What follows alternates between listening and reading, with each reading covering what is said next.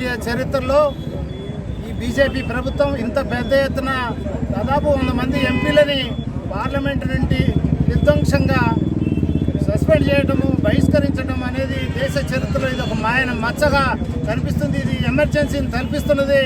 అదానీలను, అంబానీలను లక్షల కోట్లకు అధిపతులు చేసి భారతదేశ ఆర్థిక విధానాలను సర్వనాశనం చేస్తున్న ఈ బీజేపీ ప్రభుత్వానికి ఇక అధికారంలో కొనసాగే హక్కు లేదని చెప్పి ఇలా తీసుకున్నటువంటి కాంగ్రెస్ పార్టీ భారతదేశ వ్యాప్తంగా నిరసన కార్యక్రమాలలో మేము తెలుగుదేశం పార్టీ తరఫున భారత కమ్యూనిస్ట్ పార్టీ, మార్క్సిస్ట్ పార్టీలు కూడా మద్దతు తెలియజేసినాయి. ఈ నిరంకుశ విధానం ఎక్కువ రోజులు కొనసాగదు.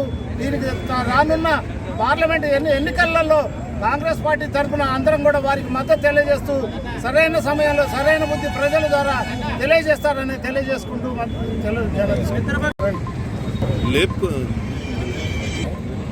బీజేపీ ప్రభుత్వం అనేక రకాలుగా ప్రజాస్వామ్య వ్యతిరేక విధానాలు అవలంబిస్తున్నది.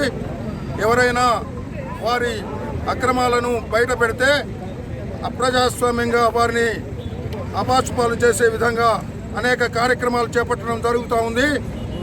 146 మంది ఇండియా కూటమిలోని భాగస్వామ్య పక్షాలందరూ కూడా వారి అవినీతిని, బీజేపీ ఎంపీల అవినీతిని బట్టబయలు చేసే సందర్భంలో వారిని అప్రజాస్వామ్యంగా మా పార్లమెంటు నుంచి సస్పెండ్ చేయడం జరిగింది.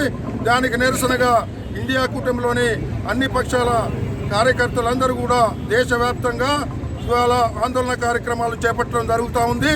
అందులో భాగంగా పాల్వంచ ప్రాంతంలోని కాంగ్రెస్, టీడీపీ, సిపిఐ, సిపిఎం పార్టీల కార్యకర్తలందరూ కూడా ఆందోళన కార్యక్రమం చేపట్టడం జరుగుతూ ఉంది. దీనికి ప్రజలు గమనించాలి. కేంద్రంలోని ప్రభుత్వం, బీజేపీ ప్రభుత్వం మోడీ నిరంకుశ విధానాలని మనం ఎండగట్టే విధంగా ఆందోళన కార్యక్రమాలు చేపట్టి వారి ప్రజల్ని ఇబ్బందులకు గురి చేసే కేంద్రాన్ని పారదోలాలని తెలియజేస్తూ ముగిస్తున్నాం. మరిన్ని వీడియోస్ కోసం ఛానల్ ని సబ్స్క్రైబ్ చేయండి. లేటెస్ట్ అప్డేట్స్ కోసం వాట్సాప్ ఛానల్ ని ఫాలో చేయండి. అండ్ లింక్ డిస్క్రిప్షన్ లో ఉంది.